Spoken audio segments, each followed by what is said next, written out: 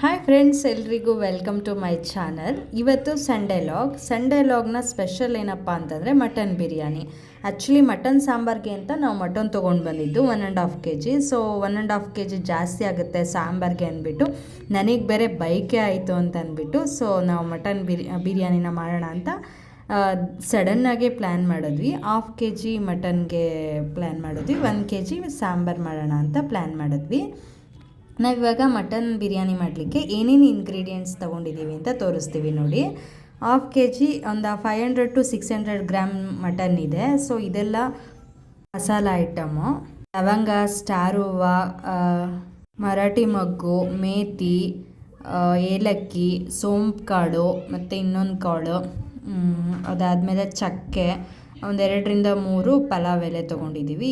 ಇದು ಮಸಾಲೆ ಐಟಮ್ ಆಯಿತು. ಇವಾಗ ರುಬ್ಲಿಕ್ಕೆ ಪುದೀನ ಸೊಪ್ಪು, ಕೊತ್ತಂಬರಿ ಸೊಪ್ಪು, ಹಸಿಮೆಣಸಿನ್ಕಾಯಿ ಮತ್ತು ತೆಂಗಿನಕಾಯಿ ತೊಗೊಂಡಿದ್ದೀವಿ. ಸ್ವಲ್ಪ ಒಂದು 2 ಟೇಬಲ್ ಸ್ಪೂನ್ ತೆಂಗಿನಕಾಯಿ ಇದು ರುಬ್ಲಿಕ್ಕೆ. ಆ್ಯಂಡ್ ಇದು ಒಗ್ಗರಣೆಗೆ ಈರುಳ್ಳಿ, ಟೊಮೆಟೊ, ಎರಡು ಈರುಳ್ಳಿ, 1 ಟೊಮೆಟೊ ಕಟ್ ಮಾಡಿ ಇಟ್ಕೊಂಡಿದ್ದೀವಿ, ಸ್ವಲ್ಪ ಲೆಮನ್ನು ಲಾಸ್ಟಲ್ಲಿ ಹಾಕಲಿಕ್ಕೆ. ಆ್ಯಂಡ್ ಇದು ಖಾರದ ಪುಡಿ, ಮಟನ್ ಮಸಾಲ ಇದು. ಆಮೇಲೆ ಇದು ಖಾರದ ಪುಡಿ, ಧನಿಯಾ ಪೌಡರ್ ಆ್ಯಂಡ್ ಇದು ಅಡುಗೆ ಅರಿಶಿನ, ಇಷ್ಟು ಪೌಡರ್ಗಳನ್ನ ತೊಗೊಂಡಿದ್ದೀವಿ, ಮಸಾಲೆ ಪೌಡರು. ಒಂದು 2ರಿಂದ 3 ಟೇಬಲ್ ಸ್ಪೂನು ಮೊಸರು, ಒಂದು 4ರಿಂದ 5 ಟೇಬಲ್ ಸ್ಪೂನು ಶುಂಠಿ ಬೆಳ್ಳುಳ್ಳಿ ಪೇಸ್ಟ್ ಮಾಡಿಟ್ಕೊಂಡಿದ್ದೀವಿ. ಆ್ಯಂಡ್ ಹಾಗೆಯೇ ಒಂದು 4ರಿಂದ 5 ಟೇಬಲ್ ಸ್ಪೂನು ಎಣ್ಣೆ ತೊಗೊಂಡಿದ್ದೀವಿ. ಎಣ್ಣೆ ಸ್ವಲ್ಪ ಜಾಸ್ತಿನೇ ಬೇಕಾಗುತ್ತೆ. ಮಟನಲ್ಲಿ ಸ್ವಲ್ಪ ಚರ್ಬಿ ಜಾಸ್ತಿ ಇದ್ದರೆ ಸ್ವಲ್ಪ ಕಡಿಮೆ ಆಯಿಲೇ ತೊಗೊಳ್ಳಿ, ಪರವಾಗಿಲ್ಲ. ಇಷ್ಟು ಇಂಗ್ರೀಡಿಯೆಂಟ್ಸ್ನ ತೊಗೊಂಡ್ರೆ ಒಳ್ಳೆ ಸಕ್ಕತ್ತಾಗಿರೋ ಬಿರಿಯಾನಿನ ಮಾಡ್ಬೋದು. ಬಿರಿಯಾನಿ ಮಾಡಲಿಕ್ಕೆ ಫಸ್ಟು ಒಂದು ಬಾಣಲಿನಲ್ಲಿ ಎಣ್ಣೆ ಇಟ್ಟು, ಎಣ್ಣೆ ಕಾದ ನಂತರ ನೀವು ಮಟನ್ ಏನು ತೊಗೊಂಡಿರ್ತೀರದನ್ನ ಅದನ್ನು ಹಾಕಬೇಕು. ಮಟನ್ ಬಿರಿಯಾನಿ ಹೇಗೆ ಅಂತಂದರೆ ಫಸ್ಟು ಕೂಗಿಸ್ಕೋಬೇಕು, ಒಂದು 2ರಿಂದ 3 ವಿಷಲು. ನಾವು ತೊಗೊಂಡಿರೋದು ಸ್ವಲ್ಪ ಎಳೆ ಮಟನ್ನು ಮತ್ತು ಚೆನ್ನಾಗಿತ್ತು ನೋಡಿ, ರೆಡ್ ಕಲರಾಗಿ ಎಷ್ಟು ಚೆನ್ನಾಗಿದೆ, ಫ್ರೆಶ್ ಮಟನ್ನು. ಸೊ ಅದಕ್ಕೆ 1 ಟೇಬಲ್ ಸ್ಪೂನು ಅಡುಗೆ ಅರಿಶಿನ, 1 ಟೇಬಲ್ ಸ್ಪೂನು ಉಪ್ಪು ಹಾಕ್ಬಿಟ್ಟು ನೀಟಾಗಿ ಮಿಕ್ಸ್ ಕೊಡಬೇಕು. ಸೊ ನಿಮಗೆ ಫ್ಲೇವರ್ಗೆ ಏನಾದರೂ ಬೇಕು ಅಂದರೆ ಹಾಕ್ಕೋಬೋದು. ಇವಾಗ ನೋಡಿ, ಪುದೀನ ಮತ್ತು ಕೊತ್ತಂಬರಿ ಸೊಪ್ಪು ಫ್ಲೇವರ್ಗೋಸ್ಕರ ಹಾಕಿದ್ದೀವಿ. ಹಾಕ್ಬಿಟ್ಟು ಲಿಡ್ ಕ್ಲೋಸ್ ಮಾಡಿ ಒಂದು 5 ಮಿನಿಟ್ಸ್ ಬಿಡಬೇಕು. ನೋಡಿ ಎಷ್ಟು ಚೆನ್ನಾಗಿ ಬೆಂದ್ಕೊಳ್ತಾ ಇದೆ. ಇದಾದ ನಂತರ ನೀವು ವಾಟರ್ನ ಹಾಕ್ಕೋಬೇಕು. ಎಷ್ಟು ಅಂದರೆ ಜಸ್ಟು ಮಟನ್ನು ಮುಳುಗಬೇಕಷ್ಟೆ, ಅಷ್ಟು ವಾಟರ್ನ ಹಾಕ್ಬಿಟ್ಟು ಲಿಡ್ನ ಕ್ಲೋಸ್ ಮಾಡ್ಕೋಬೇಕು. ಲಿಡ್ನ ಕ್ಲೋಸ್ ಮಾಡಿ ಜಸ್ಟು ನಾವು ಎಳೆ ಮಟನ್ ಆಗಿರೋದ್ರಿಂದ ಒಂದು 2 ವಿಷಲ್ ಅಷ್ಟೇ ಹಾಕಿಸ್ಕೊಂಡಿದ್ದೀವಿ. ಬಟ್ ನೀವೇನಾದರೂ ಮಟನ್ ಬಲ್ತಿರೋದು ತೊಗೊಂಡ್ರೆ 4ರಿಂದ 5 ಟೇಬಲ್ ಸ್ಪೂನ್ ಹಾಕ್ಕೋಬೇಕಾ.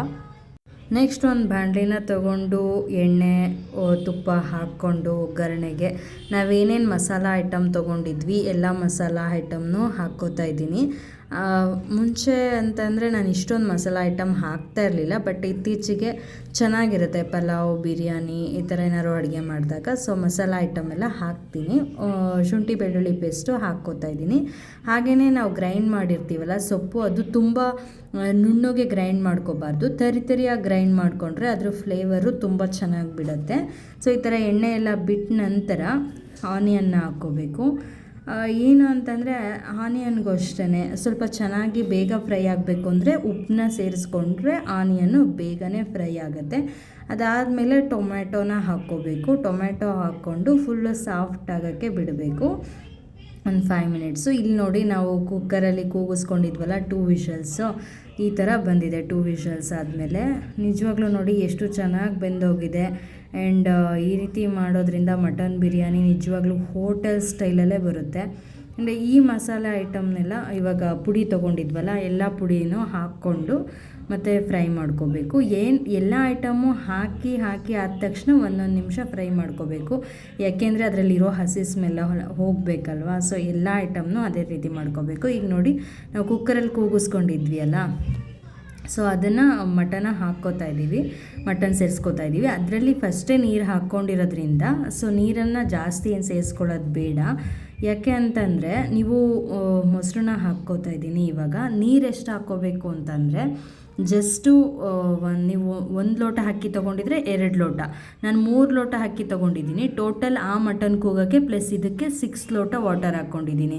ಆವಾಗ ಒಂದು ಕರೆಕ್ಟಾಗೇ ಬರುತ್ತೆ. ಸ್ವಲ್ಪ ಜಾಸ್ತಿ ಆದ್ರೂ ಮೆತ್ತಗಾಗುತ್ತೆ, ಸ್ವಲ್ಪ ಕಡಿಮೆ ಆದ್ರೂ ತುಂಬ ಗಟ್ಟಿ ಆಗುತ್ತೆ. ಸೊ ನೀರೆಲ್ಲ ಕುದ್ಮೇಲೆ ನೀಟಾಗಿ ಅಕ್ಕಿ ಹಾಕ್ಕೊಂಡು ಲಾಸ್ಟಲ್ಲಿ ಇನ್ನೊಂದು ಸಲ ಕುದ್ಮೇಲೆ ನಿಂಬೆಹಣ್ಣು ಲೆಮನ್ ಎಷ್ಟು ಬೇಕೋ ಅಷ್ಟು ಸ್ವಲ್ಪ ಹಿಂಡ್ಕೊಂಡು ನೀವು ಲಿಡ್ನ ಕ್ಲೋಸ್ ಮಾಡಿದ್ರೆ ಒಂದೇ ಒಂದು ವಿಷಲ್ ಹಾಕ್ಸಿದ್ರೆ ಸಾಕು. ಬಟ್ 2 ವಿಷಲ್ ಆದರೆ ಚೆನ್ನಾಗಿರುತ್ತೆ.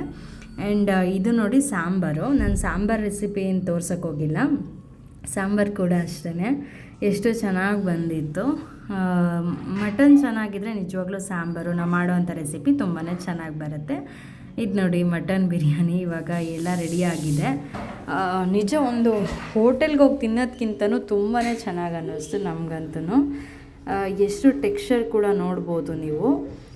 ಒಂದು ಮಿಕ್ಸ್ ಕೊಟ್ಟ ಮೇಲೆ ತುಂಬಾ ಆ ಟೆಕ್ಸ್ಚರ್ ಕೂಡ ಚೆನ್ನಾಗಿತ್ತು, ಟೇಸ್ಟ್ ಕೂಡ ಚೆನ್ನಾಗಿತ್ತು. ಆಬ್ವಿಯಸ್ಲಿ ನೀವು ಈ ಥರ ಒಂದು ಸಲ ಟ್ರೈ ಮಾಡಿ ನೋಡಿ ಬಿರಿಯಾನಿನ. ಎಷ್ಟು ನೀವೇ ಖುಷಿಪಟ್ಟು ಎಲ್ಲರೂ ತಿಂತಾರೆ. ಆ್ಯಕ್ಚುಲಿ ನಮ್ಮ ಮಾವಂಗೆ ಬಿರಿಯಾನಿ ಈ ಥರದ್ದೆಲ್ಲ ಇಷ್ಟ ಆಗೋಲ್ಲ, ಮುದ್ದೆ ಅನ್ನ ಸಾರು ಅಷ್ಟೇ ಇಷ್ಟ. ಆದ್ರೂ ಅವರು ಕೂಡ ಇಷ್ಟಪಟ್ಟು ತಿಂದರು, ಎಲ್ಲರೂ ಕೂಡ ತಿಂತಾರೆ.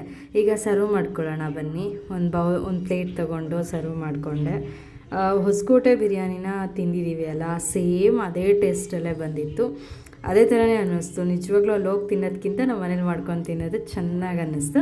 ಆ್ಯಂಡ್ ಇವಾಗ ನೋಡಿ ಸೌತೆಕಾಯಿ ಈರುಳ್ಳಿನ ಸರ್ವ್ ಮಾಡ್ಕೊತಾ ಇದ್ದೀನಿ. ಇದ್ರ ಜೊತೆ ಸಾಂಬಾರನ್ನು ಕೂಡ ಸರ್ವ್ ಮಾಡ್ಕೊತಾ ಇದ್ದೀನಿ ಗ್ರೇವಿ ಥರ.